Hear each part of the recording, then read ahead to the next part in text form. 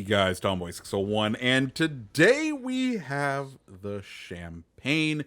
She got buffed in this most recent update, and I figured, you know what? Let's bring her out. Let's see what this old girl can do. I think this is her second round of buffs. She was a campaign ship. I believe she's now available for global XP, and she's been not too loved, not too cared for by the community, and as such, I think that's why this buff is taking place. What is the buff? Well, two things. One, the hit points of the vessel has gone up. It used to be 52,600. It is now boosted its way to 57,100. A nice 5,000 extra HP, which does absolutely make the difference. You'll see at the end of this video, we are able, we end up going down, but we use every single hit point on this ship, and that is the important thing. Then the other thing that was buffed was actually the HE shells, and that's something that, like, you don't really use a ton on this ship, but when you do, you want that ability. So HE shell damage going from 6,100 to 6,700. As far as our commander goes, we are using Robert Jujard, and then we are running with Megatron and Cunningham as our two inspirations. The reason for that, well, if you're not used to what the whole deal, the spiel of Champagne is, ultra long range. Our main battery range on this vessel, 20.3 kilometers. So longest main battery guns in the game, which lets you really kind of stand off, try to find those crossfires. As far as what the consumables are, you got heal, you got a spotter plane, and then you have the engine boost, the typical French engine boost to get you that sort of speed. So we've started in the central position, and admittedly, we haven't really moved much. The reason being, I was expecting those ships out at sea to island hop one more island over, and then try to assault from there. I was expecting to be able to get some broadsides, because usually that's kind of the path they take. But given our extensive range, it does allow us the ability to take shots at these enemy ships who are over out in the open water at A. And that's the nice thing with Champagne. We do have the ability to reach out and touch pretty much anywhere on the map. We can extend our range. We can impose our will. Does that will that play out the best for us? We'll see. One thing to note on the mini-map, if we look over in B, we have a very ambitious battleship. I'm sure I think ends up being one of the Italians, if I recall correctly. But he's pushing in, yeah, it's Caracciolo, and he is going to take out our destroyer here, which is very unfortunate. But, he's good on him for making that push and getting it to work for him. We now do need to be concerned about him. Not too worried about the more of the cruisers. At this point, I'm reading the map, and I'm kind of going, okay, what do we need to do to get us a win? Because right now, it's not looking good, right? We are now 2 ships down, and that's not good. So our team is kind of concentrated over on this BC side. So I think the plan right here, try to take out this Azuma. Now that he's kind of going broadside to us, try to take out Iowa, maybe Caracciolo if he wants to go ahead and give us some broadside. And if we can, steal some shots on those cruisers, because they're British light cruisers. We should be able to get a nice, healthy helping of HP if they are spotted. So that's kind of the hope. Over on A, we have a lone destroyer out there, which we are going to attempt to support here, but we can only really do so much. As I said, it is not looking great for us at this moment, and admittedly, it feels like we really haven't done much, as we have just kind of driven in 2 circles so far. But we can see enemy Suzuka, enemy Belfast. The one bad thing about being so far away is these ships do have plenty of time, if they are paying attention, to react to the shells. You see Belfast right there, saw our shells coming in, and easily just hit the brakes, turned in like it was nothing. Just because the flight time is so long, even with the relatively not very quick slowing down of British cruisers. They are well and able to go ahead and dodge if necessary. This next set of shells looking pretty good. Beautiful shot right there, waiting for that next salvo to pop up. Hopefully that will deal a little bit of damage. At this point, I'm like, okay, A is starting to fall. Are we able to coax this Cracchiolo out? He's our personally. I think he's the one that we need to kind of keep an eye on. He's the one that we need to kind of deal with because he's suppressing, I feel like, the rest of our cruisers. He's locking down the lanes, preventing them from being able to really maneuver, and he's forcing them to kind of stay out in this open water. So if we can figure out a way to force him out of his little shell, that will 100% behoove us. Suzuya over there, taking his shots where he's just starting to be at the end of our range, or not really, but he's starting to turn out. He's going to be a little bit more of a difficult target to hit.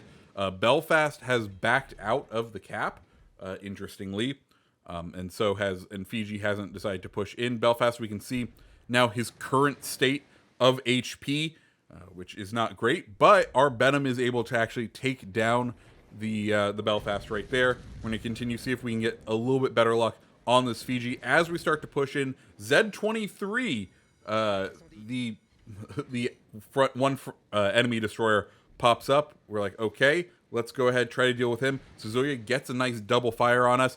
At this point, it's not going to be a great play for us to try and push into B.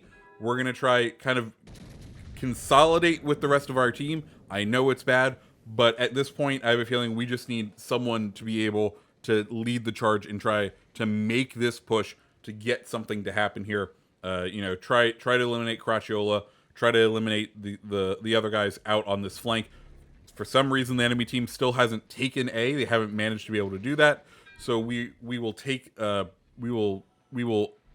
advantage in the fact that we are currently kind of tied on points. So we are actually accruing more than them because our destroyer is blocking them. Azuma sailing beautifully broadside.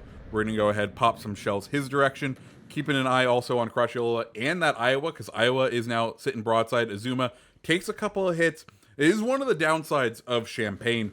You do have fairly few barrels, and even if you do build in for accuracy, just the ranges that you engage when you're kind of doing this build can be a little bit troublesome. Iowa, nice and broadside. Let's see if we can get a juicy hit from him here.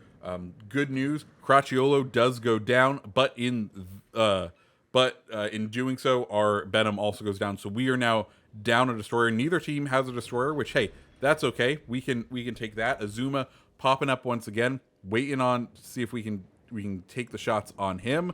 Let's see if we can get a nice kill shot here. Doesn't look like he has much health remaining, and there we go. Of course, we get the Citadel, probably arguably when we didn't need it, but hey, that's fine. Iowa starting to go a little broadside. Enemy team still hasn't taken A. That's absolutely fine. We're gonna try push into C, and then at this point in the match, just kind of trying to read and see what our team is going to do. And so far, our team hasn't been inspired much to move. So my current plan, as we switch over to the HE, trying out, of course, the new HE, my current plan is we have about a minute until that engine boost comes back. When that engine boost comes back, we are going to try to flank out to the other side of the map, try to get across the kind of meridian, the ABC meridian right there. We want to be able to change out and get ourselves over to there. That way, we're kind of shooting where our enemies are not really expecting us. Richelieu trying to give us some trouble with HE. But at this point, the enemy is taking A. So we're going to start losing our right now positive points delta, but we need to start moving across, try to get some different shots, try to be a bit more effective, because as of right now, I don't feel like I've been overly effective in this match. I've been all right at best. I was like, okay, let's try to get this going again. Richelieu, given his brawling style, he's definitely heading into B. He's going to try to be a tough cookie to crack in there. Let's see if we can get across the C point and try to start making some magic.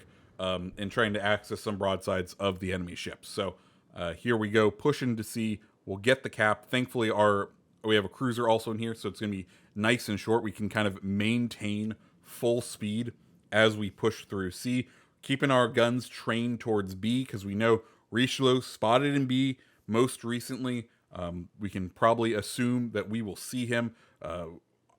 We are not going to be, like, we are definitely traveling in a not great perspective, just because we are going to be flat broadside. We've already seen, though, he's kind of been shooting AP a bunch. We're gonna go ahead, let out that HE salvo towards him, get a couple of hits right there.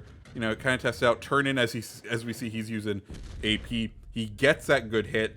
We want to make our way and try to get into the cover. Also, interesting note, we do now have the Suzuya out here, and we're relatively close, right?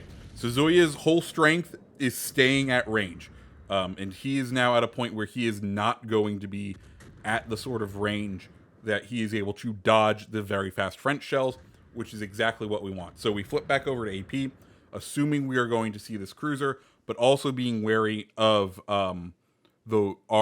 changing up our line, because we know Suzuya has some decently good length torpedoes, which means he could definitely be dropping them, especially right now. We go ahead, let out that first salvo, and boom, Confederate with 22,000 on the salvo. That's what you'll love to see in Champagne. We're going to go nose in now, just because given the angle that we've witnessed him kind of at when we came around the corner, there's like a 90% chance he dropped torps, right? That's just one of the things a Japanese cruiser like that is going to do.